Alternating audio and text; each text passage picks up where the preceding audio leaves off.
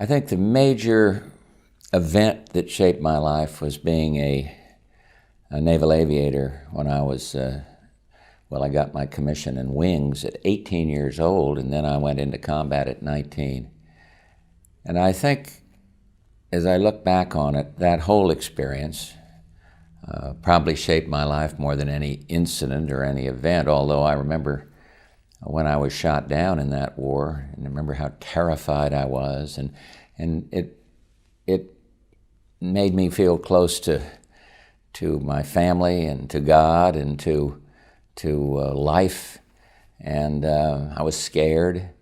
And so I would have to say that incident, and then we lost a child. There was that incident, a 4-year-old little girl. They had a profound effect on me and on Barbara. You know, when you lose a child, some families go apart. There's a common wisdom that the loss of a loved one for parents divides them later on. People cite divorce statistics. In our case, it was just the other way around. And our family has been close. And Barbara and I have been married for over 50 years. And I think that horrible incident drew us even closer together.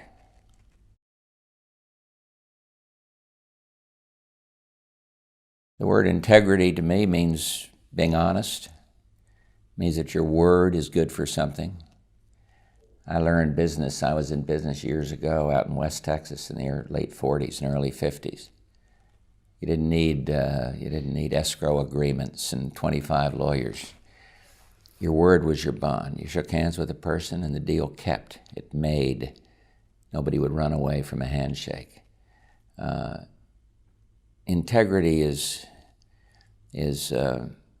having your word of honor so sacrosanct that others trust you.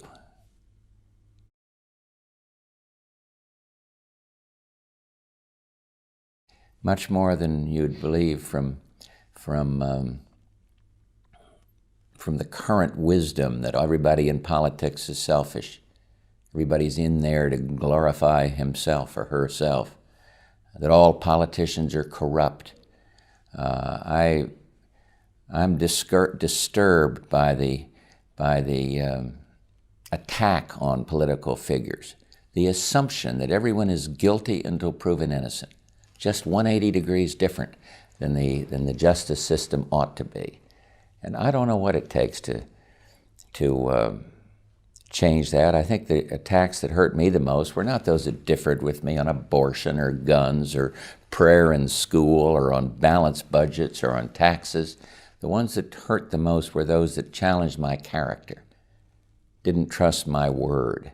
And I think there's an adversarial feeling in the press that all politicians are going to lie to me, and therefore it's my obligation to get to the truth.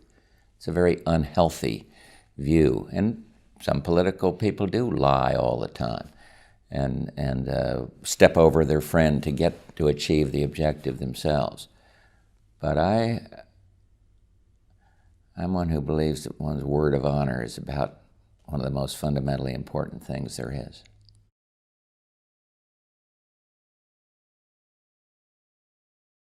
Well, this may sound like a cliche, but the proudest moment, or put it this way, the proudest thing in my life is that my children came home.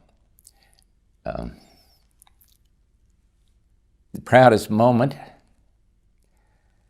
was, I guess, domestically when I signed a piece of civil rights legislation known as the ADA, doing something for the disabled. Massive piece of civil rights legislation that put disabled people, 50 million of them, into the mainstream, or at least removed legal obstacles to their being in the mainstream. And the proudest moment internationally was when we prevailed over a brutal dictator, formed a coalition that overcame public opinion in this country, cynicism in the press, reluctance in the Congress to do what was right. To say that a country, this instance Iraq, with the 4th largest army in the world, was not going to brutalize its neighbor, take over his neighbor by force. And it was proud for me because I was privileged to be the commander-in-chief. But I'm not quite egotistical enough to feel that it was anything but a team, a classic victory of young soldiers working together, of sound diplomats doing their best, and of a country coming together to make a profound moral statement. Aggression will not stand.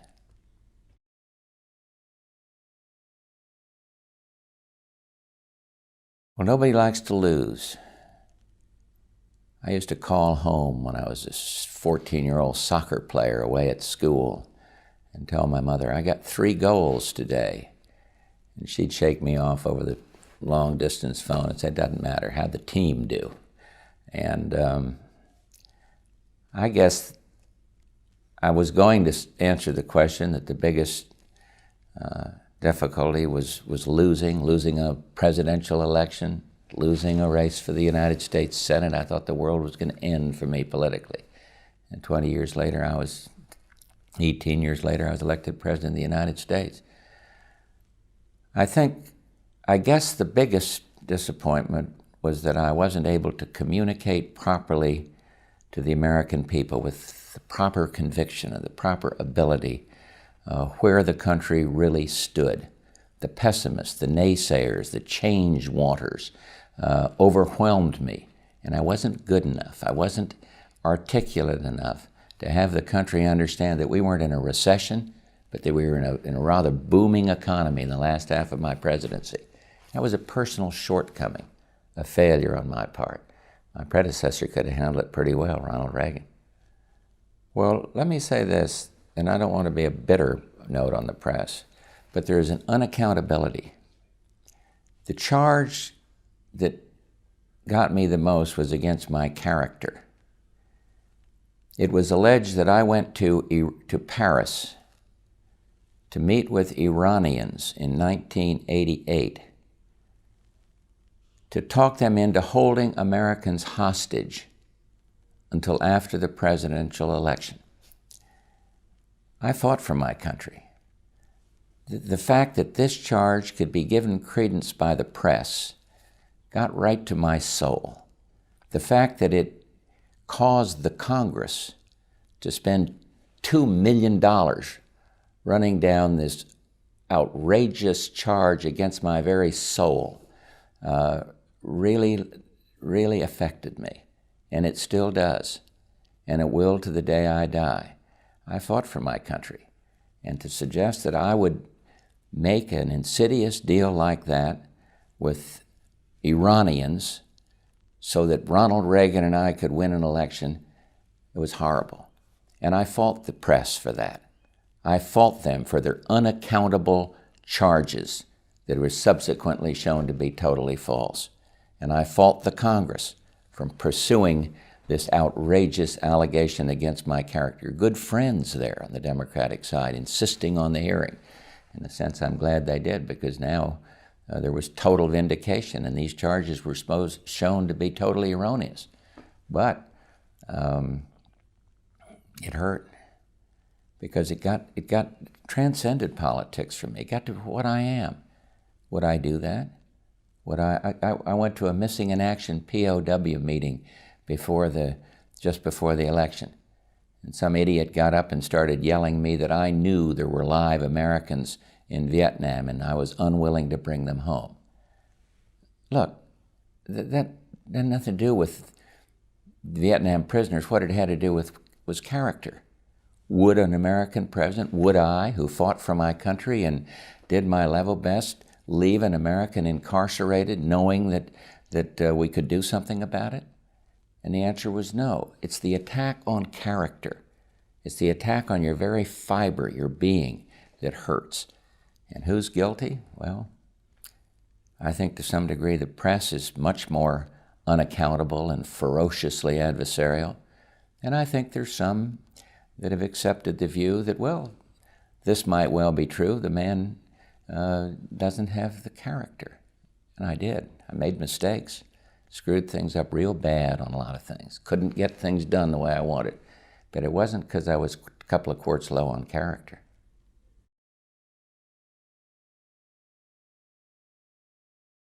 If you're attacked personally, you have to basically ignore it. You got to go back in history and recognize that there's nothing new here. It's more, I'd say, more vindictive, more outrageous, more unaccountable. The way that Franklin Roosevelt was treated in the presidency by the press is entirely different than the way President Clinton or me or President Reagan were treated. There's been an evolution of incivility, but that isn't to say that there weren't in our history ferociously nasty editorials and charges and countercharges that weren't true. So I guess the answer is you have to have a relatively thick skin. You got to turn the other cheek. You got to try to do what your little kid in high school, make friends and go the extra mile to see that the critic knows where you're coming from. But it can be ugly. There's a pack mentality today. And one hound gets out in front and the rest of the pack are baying at the heels of whoever it is that's being pursued. It's not a good thing. And so what do you do when you're under fire? Try to tell the truth. Try to give it your best shot. Don't take it too personally. And get on with your life.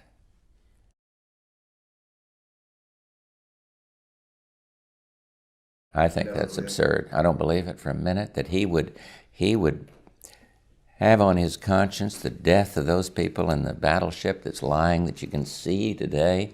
Somebody's still in it out there at Pearl Harbor, that he would have that guilt on his hands. I don't believe it for a minute.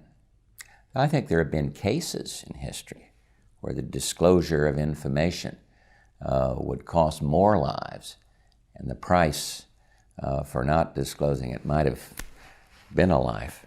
But, you know, I think commanders-in-chief face dilemmas, but I don't think Roosevelt would ever be guilty of permitting a Pearl Harbor so as he could mobilize public opinion to bring the United States into the war on the side of our allies against fascism and our side of our allies against imperialism.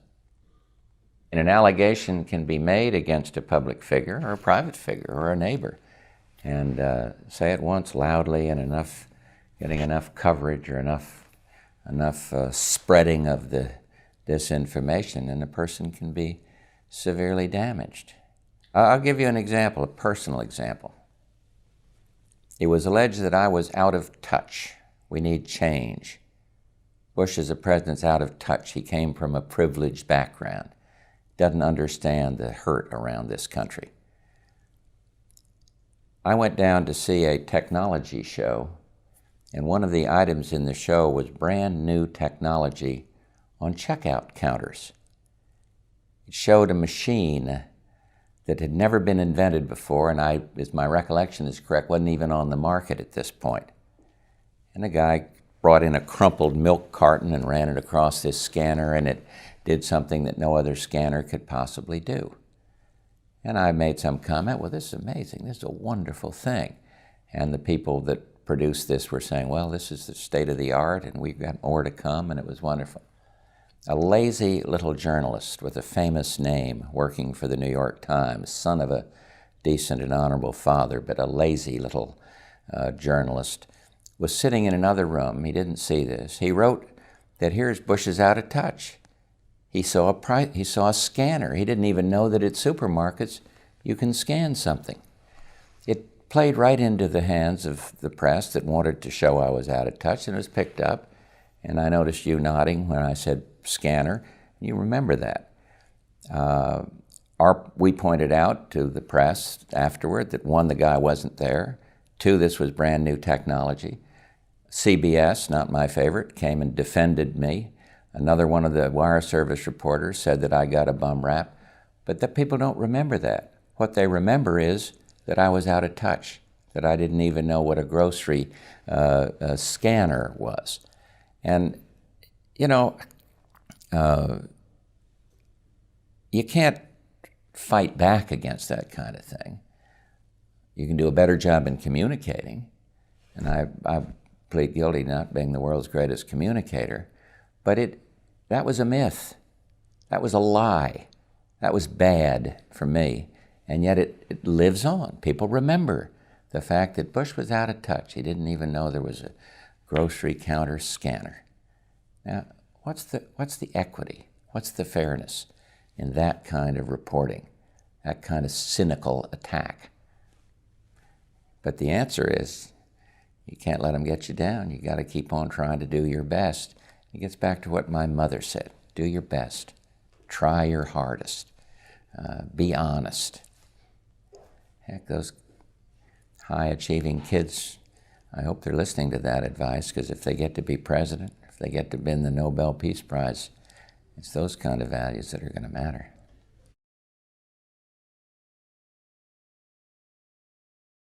Well, Abraham Lincoln truly inspired me. And it wasn't just the freeing of the slaves. He kept the Union together. Some people even forget that today. But what I think inspired me was the fact that in spite of being the President of the United States, he retained a certain down-to-earth quality.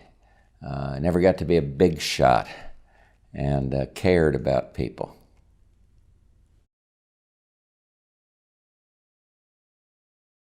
There were a lot of books I had to read. One of the historians here in Williamsburg talked about War and Peace. He read that in college. I had to read that in school. And it was an inspiring, lengthy treatise. I read it twice. Taught me a lot about life. I can't remember a specific book that inspired me. There was a marvelous book by Salinger called Catcher in the Rye. There was a book about discrimination called Gentleman's Agreement. And these books, I think, helped shape my life. But not to be honest with you, not one book stands out as the defining book for me.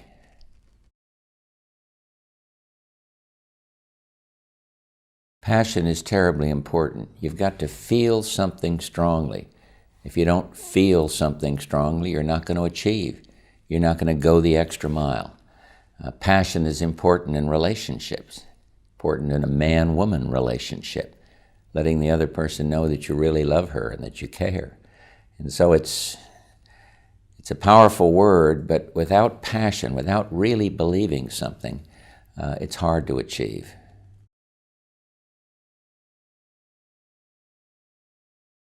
Know what you're talking about.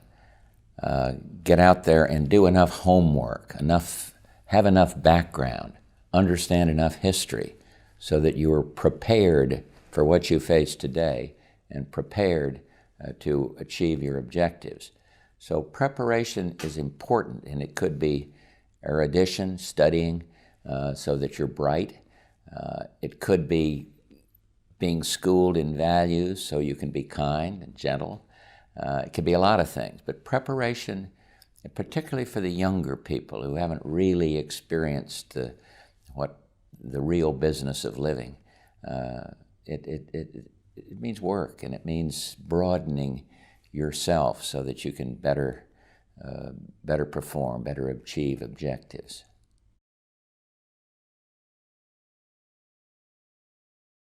To achieve, you're going to have to persevere.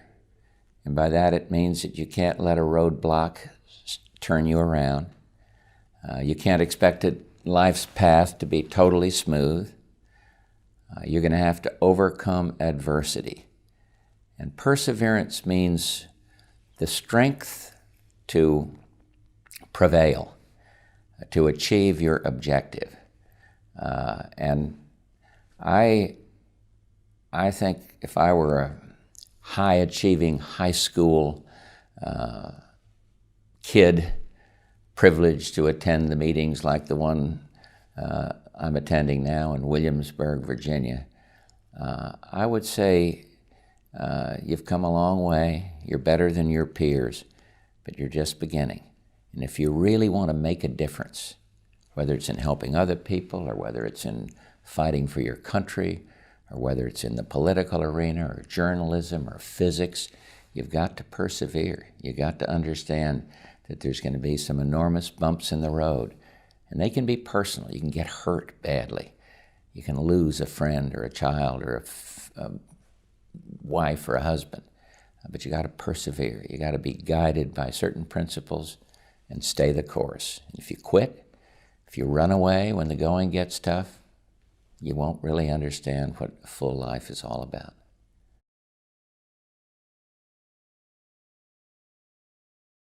Courage is a terribly important value.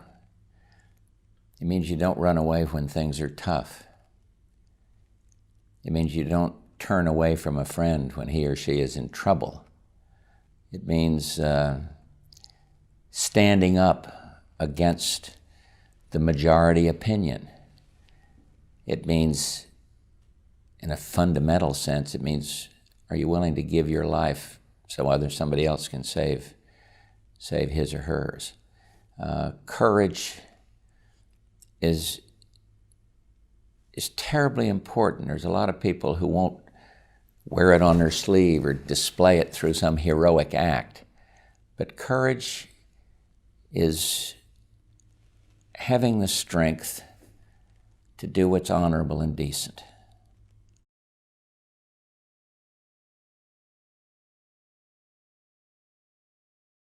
If I were to give advice to young people, high-achieving young people, for example, as assembled here in Williamsburg as I do this interview, I'd have to say, don't neglect your family. Politics is important. Sitting at the head table is glamorous. Traveling around the world trying to do something for world peace was wonderful. But family and friends and faith are what really matters in life. And I know that, I see it so clearly now. And so as they climb a ladder of achievement, I'd simply say, remember what Barbara Bush told those girls at Wellesley. What happens in your house is more important than what happens in the White House. And it's true. It's so 100% true.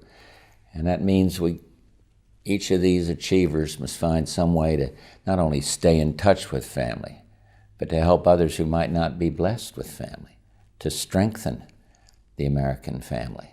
And so it's family and it's faith and it's friends, and it's not the glamour of the presidency or the wonder of going to receive the Nobel Prize. All those are important, of course, but maybe it's just that I'm 71 years old now, but it's family and it's faith and it's friends. And I would tell them that. I say, don't forget that. In your brilliance, don't turn your back on your friends.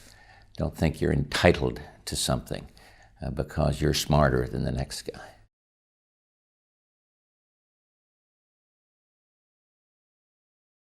The American dream means being what you want to be, achieving something, doing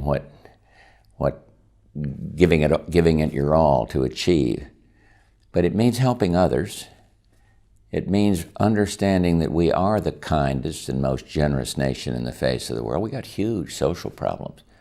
But I'm afraid that some bright young people today and older people don't really appreciate the blessings of living in the most decent, strongest, fairest, most generous country on the face of the earth.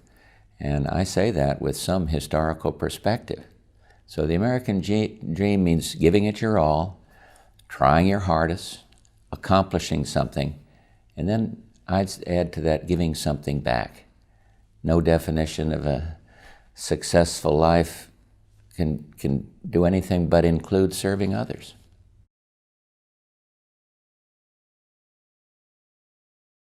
Vision's an interesting word. I'm the president that the National Press Corps felt had no vision.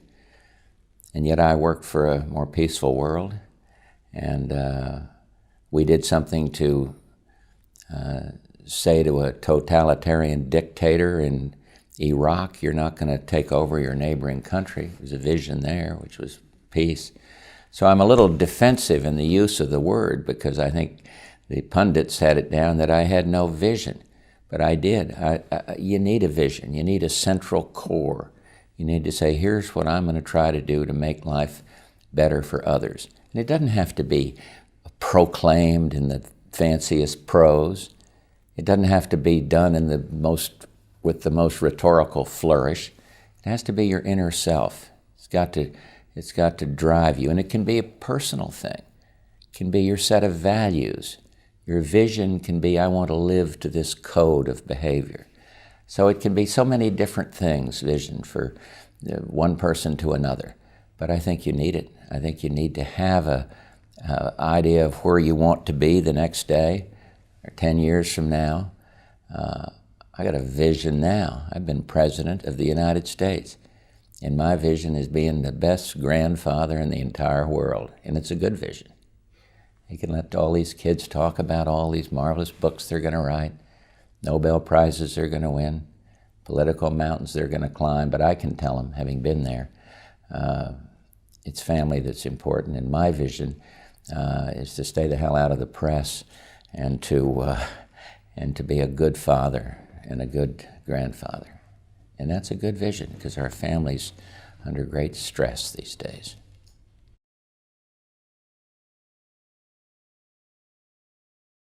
Nobody's ever accused me of being a superior communicator.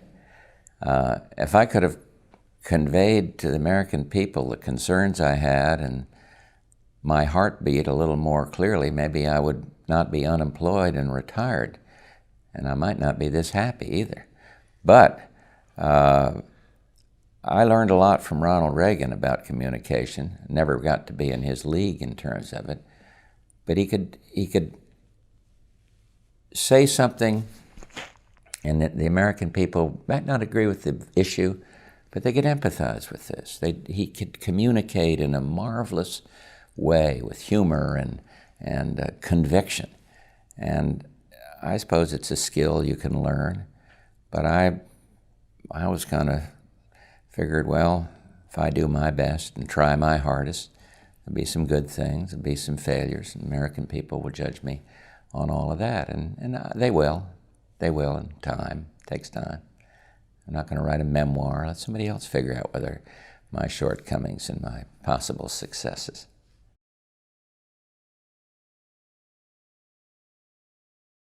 I don't want to be called a senior citizen. I feel like a spring colt. I don't want to be called a has-been, because there's things I want to do in life. But I've been there, and I'd say don't let the bastards get you down. And they don't anymore. I don't talk to them anymore, so they don't get me down. And I got my family, and I got so many blessings that I don't think I've earned, that I'm a very happy man. I can't wait for the next day.